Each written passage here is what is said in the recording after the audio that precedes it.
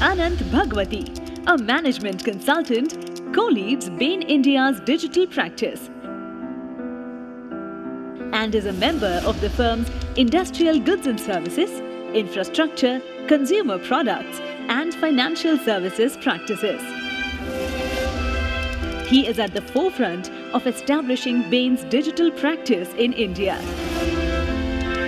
Mr. Anant has also worked across large global MNCs, Indian ITES BPO firms and startups. He is also associated with the social sector, largely out of his passion to apply consulting principles to improve NGO performance. He is a board member of an NGO dealing with underprivileged children's education, Atma. He has also been the co-author of the Bain India Philanthropy Report. He earned an BE in Computer Engineering from the University of Delhi and also received an MBA from IIM Ahmedabad. IMA welcomes Mr. Anant Bhagwati to share his extremely precious experience with all of us. I now request Mr. Anant Bhagwati to kindly address this wonderful audience at the IMA Conclave 2018. Over to you, sir. Thank you. Hi, we've just crossed noon, so good afternoon. Thank you for having me here, and thank you for the gracious introduction. I'm going to speak about a topic which I guess everyone has a point of view on. So, I'd love you to, react. I'm sure there'll be time for Q&A at the end. And I'll make, 4 provocative points, 4 points which I want to leave with you. I'm a consultant, so I have some slides. Apologies for that. But, hopefully you'll find some of this interesting. That's fine, I'll handle it. So what is disruption? The topic is digital disruption, right?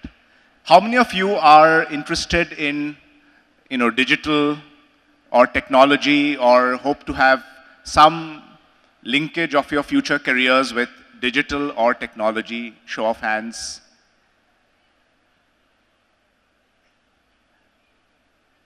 Okay, so about 50%. So the question is, what is disruption, right? And there are different definitions of disruption. One interesting definition of disruption is it is basically something which links different trends, whether it's technology trend, a consumer trend, a business trend, to fundamentally destroy something and at the same time create something. So, simple way to think about it, in Indian parlance, it is a combination of Brahma and Shiva, right? Now, what is the meaning of digital disruption? It means something has happened in which technology came together with something in business and something from the consumer side to actually destroy something and create something at the same time. It's a very important point. Our earlier speaker spoke about, very passionately about how India and the youth of India can really, build the next chapter, right? That disruptive power is in the room. So as we speak about this, do try to think about how technology, business, and consumer can come together to destroy something and create something. Why is this actually important, right? One question people ask, which is very correct, is, disruption has been going on for generations. So what is new about digital? If you look at the screen, and there are just 3 important points. Connectivity has shot up. All of us know that. Very few of us know how much it is shooting up by. And if you look at the graph, it shows you 2010, 15, 20, there is almost like a trebling of the connectivity speed which is there. The second point really is the proliferation of data. There is more data today than we can handle. A lot of the data is actually creating noise in the system. And one of the points is, what do you do with all this data? And the last point, which is interesting, I don't know how many of you have iPhones in the audience, the computing power is shooting up exponentially. So to take a very simple example, if you had to think of, back in the days when man first landed the rover on the moon, all the computing power that you needed to do the navigation, to do the engine maneuvering, to do the communication for landing a rover onto the moon is actually possible with iPhone 5. And that is the iPhone which actually has been superseded by many other iPhones. So computing power today is at that level. Now, these are three things which are happening on the technology side.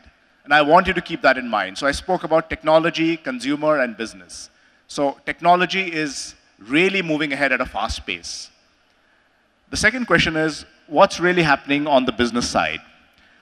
Now, one of us, all of us see some of this. I want to take a few examples. The penetration of smartphones, I mean, this audience obviously everyone has smartphones. The density of smartphones in cities, and it's now going to tier 2 and 3, is getting close to 1.2, 1.3, which means there are more smartphones than there are people in many parts of the world. So there is suddenly an explosion of connectivity.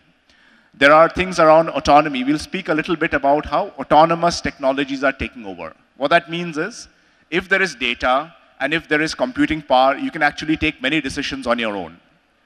And lastly, there is a lot of progress being made in machine learning. At the very simplest level, machine learning says that if you have a bunch of data, can you actually help a machine discover what patterns exist? So far, machine learning has been working on very well-defined pockets or very well-defined problems. But actually, at some point, machine learning will start getting to a point where with any bunch of data, you can actually take ahead and machines can start discovering patterns within that. So, in these two slides, I'm hoping you guys are getting a sense of how much is actually happening on the technology side. And some of this is already visible to us, some of this is going to be visible to us in the next few years.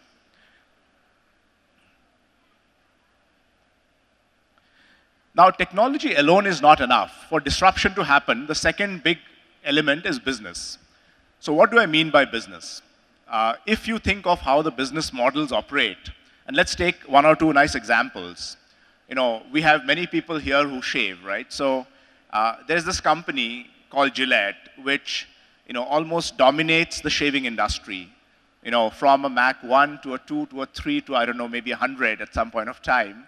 It introduces razors, and their model is, I basically sell the basic razor cheap, but then I keep giving the refills at a higher cost. Now, there was a company called Dollar Shave Club, which came in and said this whole process by which I go to the shop, I pay all the retail margins, I keep getting this, it's a very big waste. Why can't I just get the razor to the person at $1 cost? And I give a monthly supply of razors to the person directly, cutting a lot of the wastage out of the equation. Now, that company has been so successful that recently Unilever, which has always been trying to fight Gillette. Gillette is a Procter & Gamble company, but has been trying to fight Gillette, has actually bought Dollar Shave Club at $1 billion. So what's happened is there's been a channel deconstruction. So keep in mind, technology alone doesn't lead to disruption. Something has changed on the channel dynamics. The second one, which is interesting, is connection to the personal. A lot of you might know that you are liking many things on Facebook, you're liking many things on many other media. How many likes do you have to analyze to know you better than your coworker? So let's say I work along with one of you, and I know you to whatever extent I do. How many of your likes do I need to analyze to know you better than your coworker on an average? Throw a number. 1,000? Raise of hands. 100? Raise of hands. 50? So interestingly, the answer falls somewhere close to 75. What that means is, if I am able to systematically analyze 75 of your likes and then constantly validate that, I actually start forming an opinion of you which is sometimes sharper than what an average co-worker will know about you. When that number goes to 120 to 130, I start knowing you sometimes better than an average relative might know about you. When that number goes up to 400, you can imagine what it will do. Now, what that means is there is a tool called Facebook Likes and many other such mechanisms by which your personal information is already being shared with the world. And analytics is able to segment that. So marketing is going to completely change from a situation that there is a broadcast marketing on a media called television to something where I know exactly what you like, I know what you not like, and I'm able to actually pitch to you in a way that will appeal to you. Imagine how that could transform the way marketing happens. And imagine how it could transform the way companies work with marketing. And we'll cover that in a bit. And the last thing to leave with you is a lot of automation is happening. And there will be a point in time when a lot of the things which are mundane and actually non-value added will start getting automated. So what that means is anyone who does anything which is repetitive should expect that in the next 10 to 15 years, that particular thing will go away. That's a scary thought, because what that will do is force people to discover what are those skills which are new, which actually don't need repetitive work. And it's a very important point for the generation which is here to think about, because if you are studying something which is potentially repetitive, or you're getting ready to do something which is repetitive, it's very likely in the next 10 years that activity will cease to exist. Simply because there is technology which is coming up which will be able to do that better than a human being. So keep in mind the second box, which is business models are getting disrupted in some very fundamental ways. And this is not new to you, but guess what? There are many disruptions already. Hotels and airlines disrupted. Taxis, transportation disrupted. Advertising, which is the best advertising engine today? Which is the best advertising company? Any surprises? It's Google. Google is an advertising company. Those of you who think that Google is a search company are mistaken. Search is the way Google gets the people who have to be advertised to into the room. And then it actually does advertising to those people. So the way Google earns its profits is through advertising, right? And then Amazon is disrupting retail. It's very likely that Amazon will actually disrupt many more industries. And then you are going to hear many more. Big question is, which of these disruptors are going to come from India? Which of these disruptors will be found by people who are sitting in this room? So one of the things to think is, how disruptions happen is a combination of technology, business, and the third thing, which I'll come to in a minute. I'm going to just go fast on this because we have all experienced this. Why has Uber or Ola been so successful in India? Because it was not just technology, it had great technology. It was not just the business model, it had great business model. But there was a very strong pain point existent with consumers. Any one of you who has ever tried to hire an auto rickshaw in Chennai knows it's not the most pleasant of experiences. Any one of you who has tried to haggle with a taxi person in Delhi knows it's not a very pleasant experience. But there was a large point of time in which people said, look, I have to do it because I don't have a choice. So, guys, look out for things which are paining you or paining people close to you, because potentially those will be the things will be disrupted the first. Because technology is already able to do most things, and business models are starting to get disrupted. So places where consumers are unhappy or feel that there is something which is a problem are very, very good candidates for disruption. And it's pretty interesting as you start thinking about Uber. Uber itself might get disrupted at some point, and I'll come to an example of a company which is starting to think about that.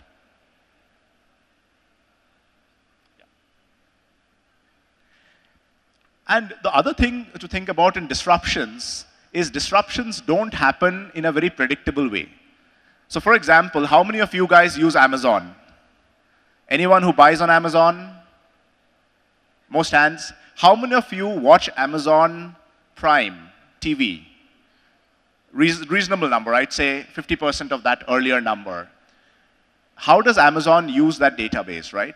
So keep in mind, people who are on its prime database are the same people who will potentially go and buy a lot of the high-value purchases, are the same people who potentially will be going to a lot of the high-value hospitals. So there is an amazing database which Amazon is creating. What does that mean? That means, while today it has done, how many of you remember Amazon's starting point? It started with books, because books was a pain point. It then moved to departmental stores. It's already trying to move into grocery retail. It'll not be at all surprising if Amazon at some point says, look, there is actually very interesting data I have about people who are able to buy a new vehicle, luxury car, sedan. I have data which tells me how they are exploring the internet. I can predict with 90% accuracy who will buy a car in the next 6 months to 12 months. Let me start bypassing the automotive channel and start actually selling cars. Imagine what will happen if Amazon enters auto retail and disrupts that space. The whole bunch of auto dealerships will become redundant because, look, who likes to go to an auto dealership? Is it the most thrilling experience? Do you feel like you are really having a fantastic time?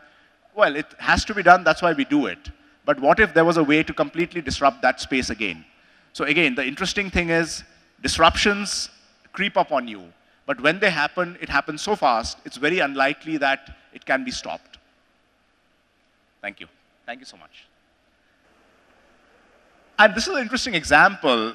Look, guys, disruptions don't take too much time. It takes a long time for disruptions to get ready.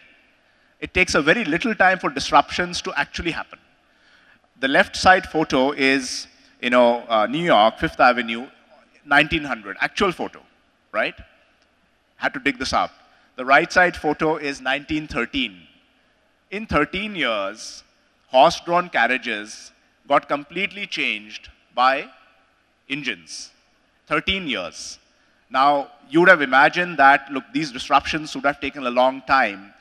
The time it took was to perfect the engine. But once that engine was perfected, the speed at which people adopted it was uncannily fast. And that is the danger of disruptions, which is if we are not disrupting, it's very likely that someone else is already preparing to disrupt us. So, as India, we should be thinking of what are those pain points and what are those places where consumers have issues and how to use technology and business models and be proactive about disrupting. One of the interesting points which give us a sense of why disruptions are so valuable, if you look at the left-hand side, General Motors, one of the oldest car companies, Hyundai, one of the oldest and biggest car companies. Look at the market valuation. Look at, really what is the enterprise value compared to Uber, compared to Tesla. Look at the market valuation of Amazon compared to Walmart, the biggest, departmental store. The reason the market is valuing disruptors is they know that this is something which is going to be very hard to stop. So again, as we start thinking of India, whether it's, think of the areas or sectors where we have pain points, healthcare, education, many others, and then think of what could be that one thing to disrupt. Because if we are onto an idea which is powerful, the market actually recognizes it very fast.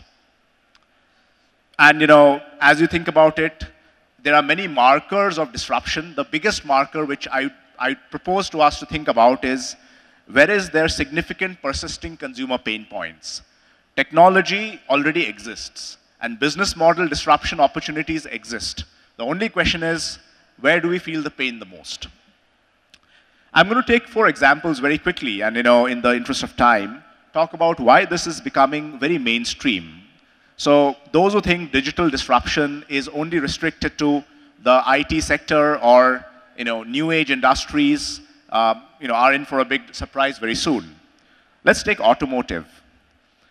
Now, there is obviously a belief that the way we sell a car, right now Tesla is exploring features on creating software-enabled upgrades. Just like your phone gets continuous upgrades, tomorrow your car will get the continuous upgrades. Very interesting data point. People believe that in the last 10 years, which is the device which has got the maximum love from digital? Which is the device which has got the most digital innovation? It's your smartphone. No surprises, right? Which is the device over the next 10 years which will get the most love from digital? it is your car. The car will become a digital device. What that means is, it's very likely, and if you look at the right-hand side of the page, today, car manufacturers basically sell a new car at a certain price, right? And then whatever spare parts come afterwards is a little bit of additional earnings. But the real money you earn is in the new car. What if tomorrow you make the new car dirt cheap and start finding a situation in which you say, look, your car's fine. Your car's already built for the next 10 generations, but I'm adding new features while you speak every night. So as you come, wake up, and drive your car next morning, it already has the next set of features which you could not have imagined. So what that will do is they will price the car dirt cheap, much lower than how any traditional car company will price, and then they will charge money on the upgrades. And it will be very similar to how you potentially think of anything which is doing with technology. What could that do? That could completely disrupt the automotive sector, because anyone who's not doing it suddenly will look like a dinosaur. So keep in mind, these are things not 20 years away. These are things which are being piloted today. So it's just a question of when the pilots are ready and the model is working, it comes and hits us. And Indian consumers being so experimentative, like our earlier speaker spoke about, are potentially likely to try things like this very fast. And there's this company called Lyft in the US, which is saying, look, cars is an extinct concept. The concept of cars is not important. What is important is I need to get from place A to place B. Imagine what that could do for a country like India. I come from Mumbai. There is no space. There are too many cars. We're all stuck in traffic jams. What could happen if there is a way to actually use cars as a service in which the car quality is guaranteed by someone? You don't buy cable TV subscriptions anymore. You just go for Netflix. How many of you have cable TV subscriptions? How many of you have Netflix or any version of Netflix? Believe me, cable TV companies are dying out. I mean, it just becomes so irrelevant after a point. Imagine in Mumbai you had someone who said, look, don't worry about buying a car. You subscribe to my service. I will ensure that you have a car available to drive. You take it to a parking lot. There'll be someone to catch it. And I'll just make sure that your waiting time is never more than 5 minutes. Your car is always pristine quality. And you have different levels of money to pay for different standards, like premium, gold, platinum. Initially there'll be some people who will try it. A lot of them will be watching from the sidelines. But when people start seeing the value of ideas like this, once the bulk moves into it, suddenly the disruption has happened. So again, the point I'm trying to illustrate is in very mainstream things which can benefit India, there are disruption possibilities which are starting to become very real. The question is, are there people in this audience and outside who can take that leap of faith and try some of these ideas and experiment with them? I spoke about marketing. I mean, the only point I'd leave you with is the concept of marketing on television. There'll be a point when it'll become as obsolete as many other concepts are today, simply because if I knew you as an individual very well, and I have a direct channel to you as an individual, why would I bother marketing to you as if I did not know you? It's a little bit like I went to a shadi. I know you, I know your father, mother, I know what you like, but I start by saying, Namaste ji, kya haal chal hai, aapka naam kya hai? It's like as silly as that. So suddenly marketing will change. There is a reason in US and many other developed markets on technology, the job of the CMO and CIO are merging. The job of the CMO, Chief Marketing Officer, is not very distinct from the Chief Information Officer. And it is not too far away for that to happen here as well. I'm not going to cover airlines. All of us know that there are many pain points associated with that. But imagine a situation today, we think of airlines as a distinct part of the value chain, right? So we buy a ticket, we go to the airport, and then we have our own. By the time we exit the airport, the next set of things happen. Actually, we are not trying to fly. Which of us likes to fly? We are trying to get from A to B. I'm trying to actually come to Indore so that I can attend this and learn something and share something. I'm not really fussed about which airline I came by and anything there. But today, the way it works is airlines is a distinct industry, and the consumer experience is all about clearing that security channel. What if there could be a very different way to think about it, in which You just figure out the starting point and the ending point, and then everything which is happening between that is dynamic. So if your plane is getting late, there's something changing on the back end. If you have got a longer queue, there is something changing to rearrange the queues. There could be very interesting situations where car traffic patterns could be linked to air traffic patterns. Now, it does sound futuristic, but you'll be surprised to know, with the amount of data and computing power available, some of these ideas are going to be much faster than you think. And supply chains, a very hardcore topic. I'm sure there are many people in manufacturing in the audience. All of you know how it's going to impact it. I think the first big thing is, if you are planning anything for your supply chain on Excel, expect that to stop in the next 5 to 10 years. There is real-time data on where your trucks are, what is the time being taken, where the inventory actually is moving, where the pallet is actually stuck today, and there is data which is coming up real-time. What that means is, it's all going to be about real-time optimization and real-time analytics and decisions. So if this data is available, anyone who has this data can potentially run much better supply chains than someone else. And what does it mean? It means costs will come down. So all this basically means, if you did not know this, either someone else will know it and start winning more, or it'll mean that you will be the person who invents it and actually wins in the market. So my appeal to really the audience here and the young audience here is, assume for a minute, point one, disruptions are about creation and destruction. Assume for a minute, point two, there is technology, consumer, and business, but the real choke point is the consumer. Third point, assume that it'll happen very fast, but it's very important that the ideas are the right ones. And which brings me to the fourth point, which I want to leave you with, is what prevents digital disruption? If there are so many opportunities, why do companies not disrupt? I think the first is people think of digital centricity. People think of digital disruption. The way I think about it is, the topic is actually, the topic is misleading. The topic should be, what is the consumer disruption enabled by digital? Because there's nothing about digital disruption. It's about disrupting something about the consumer. I think the second point is, companies which chase thousands of things will not disrupt. When Uber started, they literally had one ambition. That was a ride-hailing app. And they were trying out a few other things. But the moment they could sense the fact that this is actually working, they went after it. So don't try too many things. Try just a few. People who think that it's okay to focus on digital because it's the right thing to do and are not able to put the business value are in for a nasty surprise. For example, if you had a digital disruptive idea which you can't put a dollar value, that's not going to work. And lastly, and this is food for thought for HR in many companies, the siloed functions which exist today, sales, marketing, finance, etc., that doesn't work in the digital world. In digital, it's all about process. So in digital, it's the end-to-end consumer process. So the siloed working works well if the end-to-end process is static. But if you really want to work in digital disruptive ages, it's about restructuring the company around the processes and not having functional silos. So, I want to leave you with one chart and then a thought, which is, don't believe what the experts say. Don't believe what the experts say, because what you'll find is a lot of times the ideas which you find are useful may sometimes outstrip realities. This is how the smartphone penetration actually moved versus the forecast. And lastly, as you start stepping back, I want to leave you with a thought, right? If when you're going down the path of digital disruption, you ask the consumer saying, what do you want?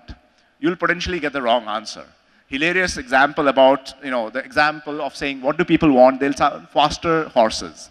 It's up to the audience here to think of what's the pain point, how do you link technology, business model change, and consumer need to actually think of something which is creative and destructive at the same time. Thank you.